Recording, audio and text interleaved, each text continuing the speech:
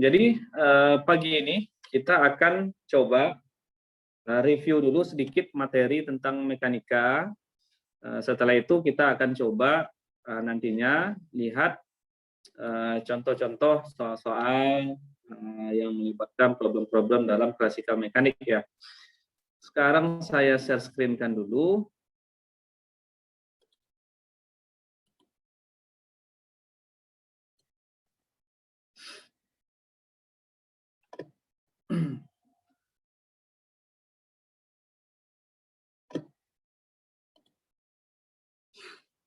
Baik, sekarang kita mulai. Jadi sepertinya saya matikan kamera saja ya biar agak lancar suaranya. Nah, di sini sebelumnya saya akan baik. Bicara masalah mekanika di dalam fisika ini tentu punya ciri khas tersendiri jika kita bandingkan dengan materi-materi yang lain ya. Nah, kenapa? Kalau materi-materi yang lain sebetulnya kalau menurut saya tingkat kesulitannya itu setiap materi itu di dalam fisika itu hampir sama. Mungkin ada lebih dan kurangnya masing-masing. Kalau misalkan mekanika, mungkin sulitnya adalah ketika kita terlibat dengan arah-arah vektor. Itu biasanya problemnya. Sedangkan mudahnya kalau di mekanika ini mudahnya adalah kita tidak perlu kalau bagi anak-anak di sekolah mungkin termasuk kita sebetulnya kita tidak perlu menghafal-hafal rumusnya ya karena konsepnya sangat sedikit seperti itu. Tetapi kalau materi lain bisa saja misalkan materi lain itu lebih kepada bukan kepada konsep analisis tapi ada yang bersifat hafalan misalnya di dalam fisika itu. Nah, tetapi mekanika ini sebetulnya saya tidak setuju materi mekanika ini dianggap sebagai materi yang sifatnya adalah abstrak. Saya sangat tidak setuju ya. Karena kadang saya sering jumpa baik itu di tugas-tugas akhir mahasiswa, baik itu kadang ada di artikel di jurnal-jurnal pendidikan misalnya, itu dikatakan materi mekanika itu adalah materi yang sifatnya abstrak. Jadi membayangkannya itu sesuatu yang abstrak. Justru kalau menurut saya, mekanika ini adalah materi yang secara langsung berhubungan sama kita. Kita tidak mudah, kita membayangkan hal-hal yang bisa dengan mudah kita temui dalam kehidupan sehari-hari ya. Nah, berbeda mungkin dengan ketika kita belajar misalkan kuantum misalnya, kuantum physics misalnya, itu baru kalau menurut saya itu baru abstrak.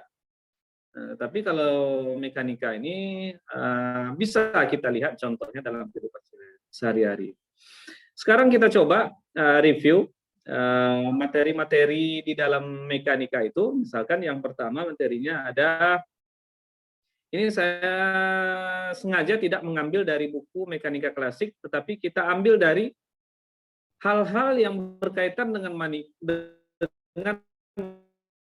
mekanika yang paling sering kita bahas, baik itu ketika kuliah, baik itu ketika mengajarkannya di sekolah. Nah, jadi saya tidak ambil dari buku sementara. Nah, misalkan yang pertama kita buat kinematik, contoh ya, kinematika. Nah, ini gerak baik itu dia 1 dimensi ataupun 2 dimensi. Nah, di sini saya buat langsung saja saya pisahkan dia ada gerak itu yang sifatnya geraknya itu lurus, kita sebut gerak translasi, dan ada juga gerak itu yang sifatnya lintasannya membentuk melingkar misalnya, yaitu gerak rotasi. Nah, misalnya ini sekaligus kita ulang. Nah, jadi kepada gerak translasi itu ada 2 jenis yang harus kita kenal, kita pahami. Misalkan ada titik A di sini, ada titik B di sini, dari A ke B ini yang kita beri, misalnya vektor X ini, besar vektor X ini adalah kita sebut sebagai perpindahan posisi. Jadi ada perpindahan posisi, nah dan ada juga dengan jarak tempuh. Nah, jarak tempuh itu ya kita mengikuti jalur daripada ini. Artinya apa? Jarak tempuh bisa saja lebih besar daripada perpindahan posisi. Itu penting untuk kita pahami. Jarak tempuh. Nah, sekarang kita lihat untuk gerak satu dimensi, kita mengenal ada istilahnya GLB, gerak lurus beraturan. Apa itu gerak lurus beraturan? Ini kita reviewnya sama-sama ya. Saya sekali lagi di sini bukan menggurui teman-teman semuanya. Saya yakin semuanya sudah pada paham. Ini kita mereview saja sedikit ya. GLB ini identitasnya adalah V-nya sama dengan konstan ya. V-nya sama dengan konstan. Sehingga A-nya, ini A ya, A itu adalah, maaf, A percepatan sama dengan dV per dt, otomatis sesuatu yang kita turunkan pasti sama dengan 0. Artinya tidak ada percepatan, itu untuk gerak GLB. Sehingga pada GLB ini perpindahan S sama dengan kita rumuskan sebagai V dikali T. Nah, ini sebaliknya kecenderungan dari V sama dengan S dibagi dengan T. Nah, sama pada rotasi, kita tahu bahwa pada gerak rotasi, anggap ini bulat ya, gerak rotasi, misalkan saya buat dia sumbu sekarang di sini, sumbu X dan sumbu Y, di mana pada gerak rotasi ini kita memakai tata koordinat lingkarannya. Sehingga, kenapa? Karena gerak ini lintasannya adalah membentuk lintasan melingkar, tidak lagi lurus. Kalau lurus tadi translasi. Kalau rotasi, lintasannya melingkar ya. Sehingga yang berubah, perpindahan posisi itu yang berubah adalah, yang merubah dia akan mempengaruhi perubahan theta. Misalkan ini adalah theta 1, misalnya dia di sini sekarang, setelah dia bergerak ke sini, misalnya sekarang dia di sini, nah maka pada keadaan ini misalkan theta-nya adalah theta 2, maka perpindahannya adalah theta 2 dikurang theta 1, misalkan seperti itu. Sehingga untuk GLB sama, untuk GLB sini dirumuskan ya sama, identik ya. Di sini perpindahannya pada translasi adalah S atau X, terserah apa.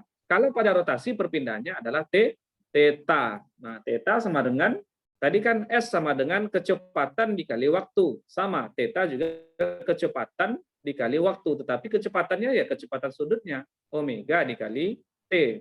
Nah, seperti itu. Atau kecepatan sudut sama dengan theta dibagi dengan T. Nah, yang ini besarnya sama dengan 2πf. Nah, omega ini besarnya adalah 2πf. Nah, sedangkan untuk GLBB sama ini juga GLBB. Persamaan-persamaan yang paling sering kita gunakan adalah misalkan X sama dengan X0 ditambah V0T ditambah setengah AT kuadrat. Misalnya seperti itu. Otomatis untuk GLBB gerak melingkar rotasi ya sama ya. Theta sama dengan gimana? Theta 0 ditambah omega 0T, kita miripkan dengan sebelah kiri, ditambah dengan setengah, nah ini percepatannya otomatis percepatan sudut, percepatan dia melingkar. Alfa biasanya percepatan sudut itu ya, T kuadrat. Nah, lalu gimana dengan kecepatan sesaatnya? Kok ada kecepatan sesaat pada GLBB? Ya ada, kenapa? Karena kecepatannya senantiasa berubah. Nah, itu ya. Jadi GLBB ini identitasnya adalah A-nya sama dengan konstan. Nah, maaf. Aduh. Maaf ya. Salah tekan ini, kacau ini. Salah tekan.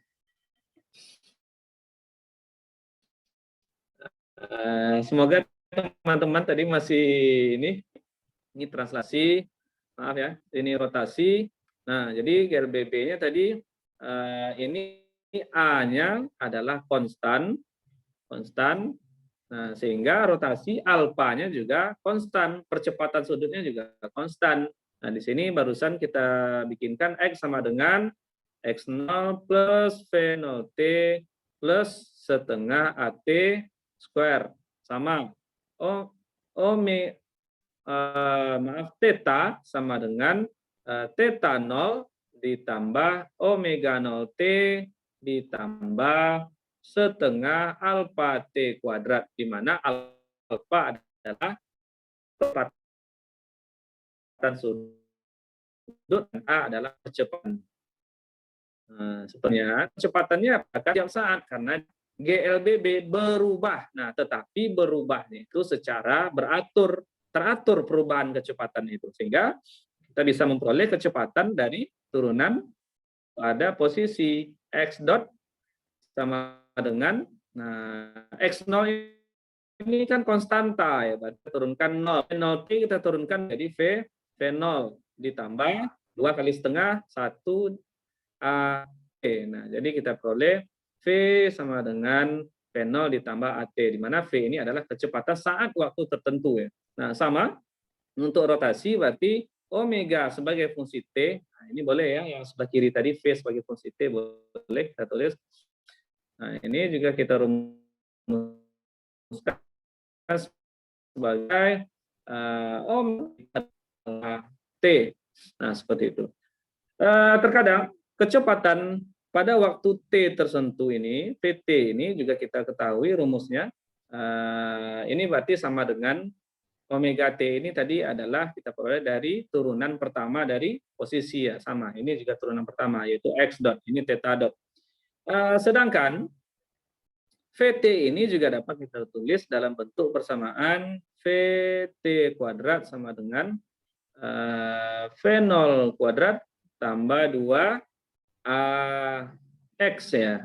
Nah, ini persamaan yang sering kita gunakan juga, sehingga sama sebelah kiri, sebelah kanan untuk rotasi ya. Omega T kuadrat sama dengan omega 0 kuadrat ditambah 2 dikali alfa T. Nah, seperti gerak-gerak yang kita pakai dalam memecahkan persamaan-persamaan pada kinematika, baik itu rotasi maupun translasi. Nah, sedangkan hubungannya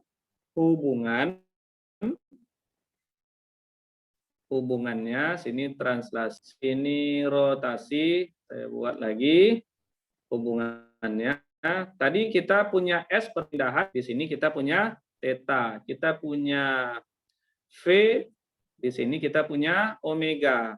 Kemudian di sini kita punya A, percepatan, kita di sini punya alfa. Di mana hubungannya masing-masing adalah hubungannya, saya buat di sini, hubungannya adalah S itu sama dengan R theta. Nah, seperti itu hubungannya, hubungan S dan theta.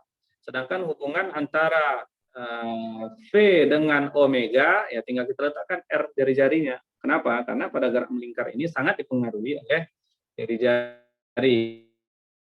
Lalu A linear atau percepatan translasi itu hubungannya dengan alfa, ya tinggal kita tambahkan jari-jari di sini, R. Nah, apalagi besaran yang penting, misalkan di sekitar massa pada translasi itu adalah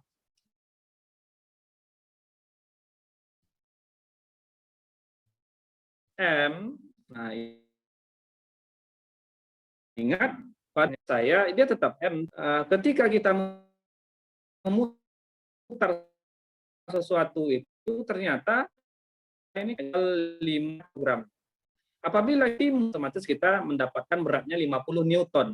Tetapi ketika kita merotasikan sesuatu, ternyata jari-jari itu berpengaruh. Jari-jari berpengaruh di mana ketika anggaplah kita ikat sebuah pensil dengan panjang tali 30 cm, lalu kita putar tali itu, kita putar pensil itu menggunakan tali. Dengan kita putar pensil itu menggunakan tali yang panjangnya 2 meter, kira-kira lebih terasa berat mana kita memutarnya? Pasti lebih terasa berat yang talinya panjang, lebih susah kita memutarnya. Artinya apa? Jari-jari berpengaruh di sana. Sehingga seolah-olah yang mewakili massa pada transaksi ini, pada rotasinya adalah momen inersia, yaitu I sama dengan secara umum setengah mr kuadrat. Ya. Jadi kadang tergantung kalau dia tongkat, ada lagi, kalau dia silinder, dan sebagainya. Ini bisa lihat di buku ya. Sehingga kalau kita sudah tahu massa di sini, besaran-besaran fisik lainnya seperti gaya, F gaya itu dorongan atau tarikan yang kita berikan terhadap suatu benda ini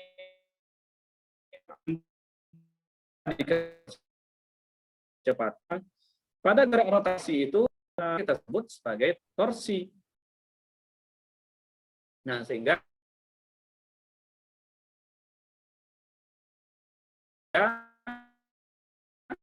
jadi kan M dikasih ada R cross F. Nah, ini juga sama besarnya dengan ini ya, alpha. Lalu apalagi yang bisa kita ini kan, misalkan momentum adalah perkalian massa dengan kecepatan, ya sama. Momentum sudut L sama dengan M dikali, ini kan M dikali V, berarti I dikali V-nya adalah omega. Nah, apalagi energi kinetiknya, maaf ya, K ini kinetik sama dengan setengah mv kuadrat, ya sama. Kinetik rotasi, di sini sebut KR, di sini KT. Kinetik rotasinya adalah setengah mv kuadrat, berarti setengah I omega kuadrat. Nah, seperti itu ya. Oke, itu beberapa hal yang penting untuk kita ingat. Nah, lalu ada lagi yang juga harus kita ketahui, selain ini tadi sudah sempat saya singgung, hubungan antara S ini, sifat matematisnya antara posisi, kecepatan, dan percepatan itu adalah S. Nah, ini adalah apabila kita turunkan dia, V-nya, S dot-nya, atau sama dengan V, ini hasilnya sama dengan gimana ya maksud saya, kecepatan itu kita peroleh dari menurunkan posisi terhadap waktu ya, ds per dt. Nah, atau S dot. Nah, sekarang kita lihat A-nya percepatan adalah dv per dt, atau boleh saya buat d kuadrat, S per dt kuadrat. Nah, ini besarnya sama dengan S double dot. Nah, turunan kedua dari posisi sama ya. Kalau ini tadi ada theta, lalu ada omega sama dengan theta dot, kemudian ada alpha sama dengan turunan kedua dari alpha ini sama dengan omega dot atau theta double dot. Nah, sebab ini yang akan kita pakai nantinya ketika berurusan dengan classical mekanik ya. Semoga dasar-dasar ini kita tidak ada masalah. Sekarang kita lanjut, ini masih mereview. Kalau ada pertanyaan sambil review ini silakan ya. Misalkan apalagi yang penting, nah ini untuk dinamikanya, dinamika sebetulnya tadi torsi sudah masuk dinamika ya. Nah, sekarang kalau untuk dinamikanya ya kita lebih bicara masalah hukum Newton ya, yaitu hukum Newton 1, hukum Newton 2, dan hukum Newton 3. Nah, basicnya sama, yaitu sigma F sama dengan M dikali A. Kalau hukum Newton 1, alfanya sama dengan 0, yaitu ketika bendanya diam atau V-nya konstan. Kemudian hukum Newton yang kedua, nah, ini ada A-nya sama dengan konstan, Nah, sehingga percepatan adalah berbanding terbalik dengan masanya ya. Nah, sehingga hukum Newton yang ketiga sama dengan aksinya sama dengan negatif sigma F reaksi. Nah, kadang negatifnya tadi buat ya, melainkan sudah terwakili oleh kata-kata reaksi.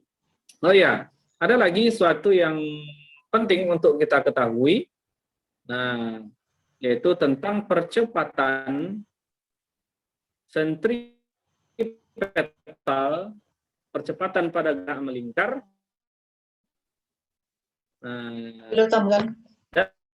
dan percepatan ke pusat lingkaran. Nah, saya buat notasi AS. Sementara percepatan tangensial itu, adalah garis singgung dari lingkaran lintasan gerak melingkar itu. Nah, AT misalnya, A tangensial. Di mana saya kalau tak salah nanti tolong ingatkan saya kalau saya salah ya. Nah, percepatan sentripetal AS sama dengan mv kuadrat per R. Nah, seperti itu. Kemudian apalagi yang kita hubungannya dengan gerak melingkar, ini juga bisa kita ganti V kuadrat ini dengan omega, atau M V kuadrat itu berarti omega kuadrat ya. Tadi kita ada hubungan V sama dengan R omega. Maka V kuadrat berarti R kuadrat omega kuadrat. R kuadrat omega kuadrat per R. Nah, seperti itu. V sama dengan R kuadrat omega kuadrat. Sehingga AS ini juga dapat kita tulis dalam bentuk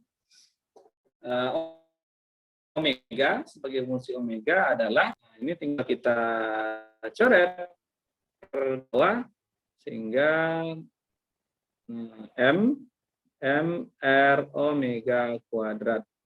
Dicek lagi ya, takut nanti salah. Nah, lalu kita juga punya untuk ini R ini, ingat sekali lagi R ini adalah jari-jari. Jari-jari itu pada gerak melingkar adalah jarak dari titik pusat rotasi ke titik kerja yang ingin kita analisa. Sekali lagi, jari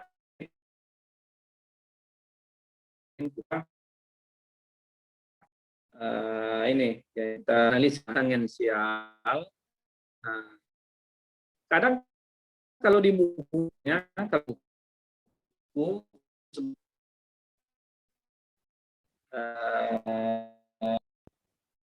kuat sekarang ditulis seperti, nah, sehingga percepatan tangensialnya ini biasa di buku-buku ada.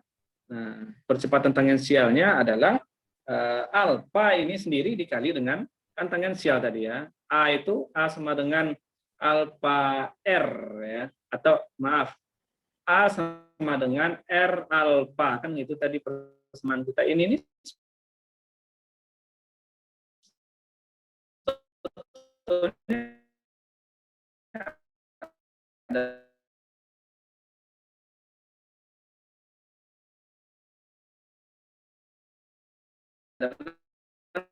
percepatan tangensial. Rotasi ke titik kerja kita. Nah, jadi dari R itu.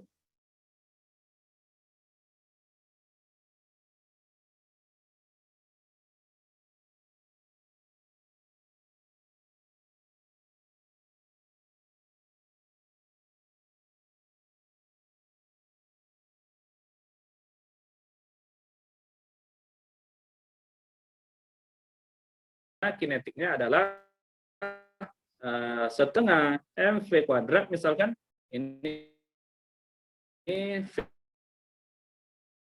V-nya ini linear ya, mg. Karena energi mekanik ini nilainya adalah konstan. Ingat ya, konstan. Kalau dia konstan, Em ini sama dengan konstan, Sekali lagi, apabila M ini sama dengan konstan, apabila kita turunkan DEM per DT, kira-kira hasilnya pasti sama dengan 0. Nah, sekali lagi, apabila kita turunkan energi mekanik itu terhadap waktu, hasilnya sama dengan 0. Kadang-kadang ini ditulis juga EM dot sama dengan 0, seperti itu. Nah, kita juga sering menjumpai dalam kehidupan sehari-hari ketika kita berhubungan dengan pegas. Nah, di mana pegas itu apabila ada sebuah pegas misalnya seperti ini, nah, apabila pegas ini saya rubah panjangnya, maka pegas itu akan cenderung untuk kembali ke keadaan semula. Jadi gaya pulih pegas ya. Gaya pulih pegas itu maksudnya adalah gaya yang membuat pegas itu kembali ke keadaan normalnya. Baik itu ketika kita tarik, baik itu ketika kita tekan. Dia akan cenderung kembali lagi ke keadaan semula. Nah, besarnya gaya pulihnya itu diberikan oleh F sama dengan negatif Kx. Ya, X ini adalah, ingat, X ini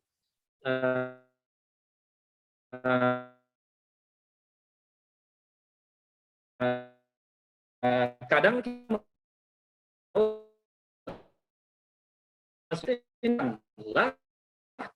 panjang pegas melainkan perubahan panjang pegas. Nah, sehingga di sini saya lebih cenderung menulisnya F sama dengan min K delta X. Tidak menulisnya X, tetapi adalah delta X ya, karena takut nanti salah artikan ketika kita memecahkan soal-soal ya. Nah, seperti itu. Sehingga dapat kita tuliskan otomatis apa namanya, potensialnya itu energi potensialnya saya buat EPS saja, misalnya energi potensial ini adalah kita integrasi Kx kuadrat setengah delta X kuadrat. Nah, delta X-nya saya kurung. Ini untuk pada pegas, baik itu gaya pulihnya tadi, ini gaya pulihnya, baik itu energi potensial pegasnya. Sedangkan sebelumnya, sekarang gimana, masih putus-putus suara saya? Udah jelas? Sekarang jelas, Pak. Tadi putus-putus tapi bisa Pak? Pahami. Oke, tadi saya lupa matikan. Sekarang gimana? Udah jelas? Lebih jelas, Pak. Udah jelas? Lebih jelas. Oke, baik. Ya, seperti itu saja. Tidak usah saya aktifkan kameranya. Sekarang kita lihat tentang ada, kalau momentum itu menurut saya momentum P sama dengan MV ini tidak terlalu banyak problemnya. Kalau momentum sudut tadi L sama dengan I omega ya. Nah, di mana di sini paling kita berhubungan dengan impuls ya. Nah, kita tahu impuls kalau kita ambil dari hukum Newton, F sama dengan MA atau MdV per dt, boleh kan kita tulis seperti ini kan? MdV per dt, karena A ini adalah turunan daripada kecepatan. Nah, sehingga di sini saya bawa dt ini ke sebelah kiri, F dt sama dengan V, saya buat D-nya di sini. Boleh kan seperti itu. Kenapa? Karena M ini konstanta ya, boleh saja saya masukkan dia ke dalam D ini ya. Nah, sehingga ini MP ini tadi kan adalah momentum P, sehingga sekarang kita punya dP sama dengan FDT. Nah, apabila ini kita integralkan, kita akan memperoleh perubahan momentum P P1 misalnya P1 sampai P2, F-nya T-nya dari P1 sampai T2, maka delta P sama dengan F delta T. Nah, ingat, perubahan momentum ini dapat kita definisikan sebagai impuls. Nah, impuls didefinisikan sebagai perubahan momentum. Nah, sehingga kita dapat menulis impuls itu sama dengan delta P atau sama dengan F dikali delta T. Apa maksudnya? Ketika ada perubahan kecepatan sebelum dan setelah sesuatu kejadian, maka akan ada impuls, akan ada gaya yang diberikan terhadap musuhnya. Nah, misal kita melempar sebuah bola kasti, saat kita lempar ke dinding kecepatannya meter per second, untuk kecepatannya tinggal 2 meter per second. Artinya ada energi yang hilang di sana. Artinya apa? Benda itu telah memberikan gaya terhadap dinding selama waktu tertentu. Inilah gaya yang diberikan selama waktu tertentu. Sepertinya hilang lagi ya.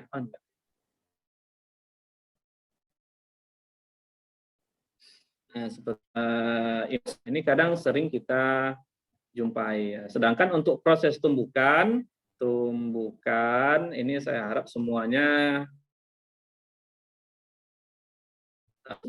kita sudah hanya bisa ya. Apa ini biasanya rumusnya tidak banyak, hanya dibedakan menjadi 2. Ada tumbukannya lenting, ada tumbukannya tidak lenting. Nah, lenting dan tidak lenting itu maksudnya apa? Kalau lenting itu ya lenting, memantul. Kalau tidak lenting, artinya dia menempel setelah itu. Tinggal kita tinjau. Nah, itu untuk momentum. Jadi ini mohon maaf ya, agak cepat-cepat, takut kejar. Kita review. Nah, ini sampai pula ke soal sini. Tapi sebelum kita soal, ada satu lagi yang belum saya berikan, yaitu untuk osilasi. Sebentar. Saya tambah dulu. Osilasi kita belum ya. Osilasi.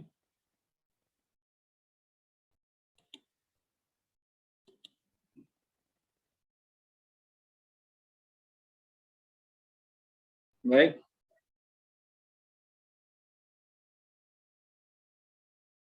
Sekarang osilasi.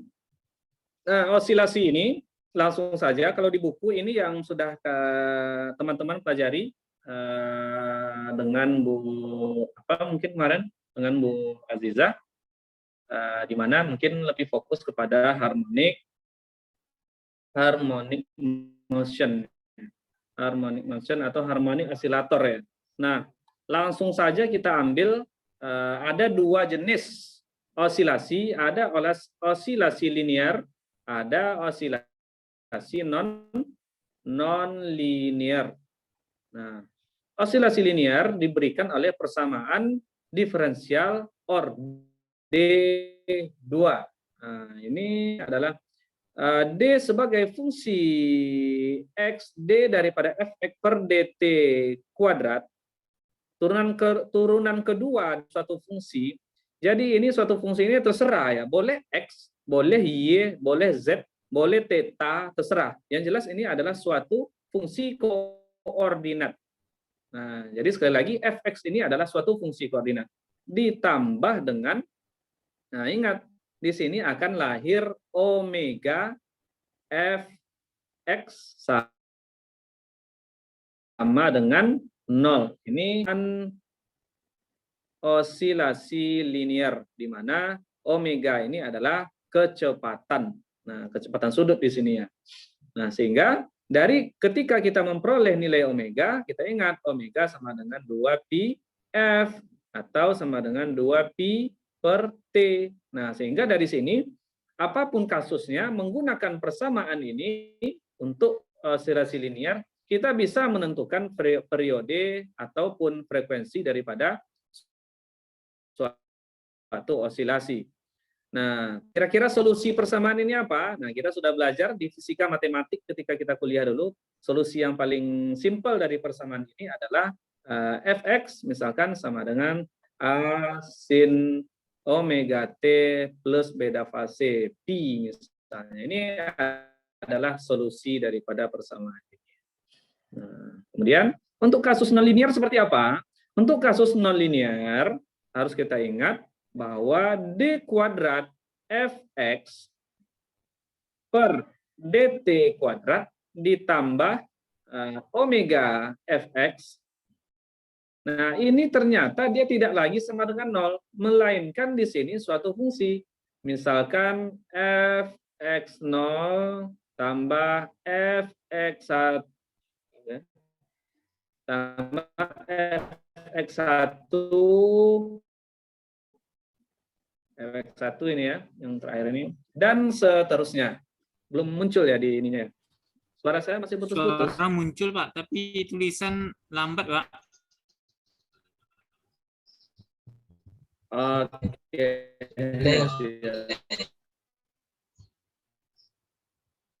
Delay dia tulisan. Berarti kita manfaatkan aja ya sampai jam 10.40 ya waktunya ya. Boleh, Pak.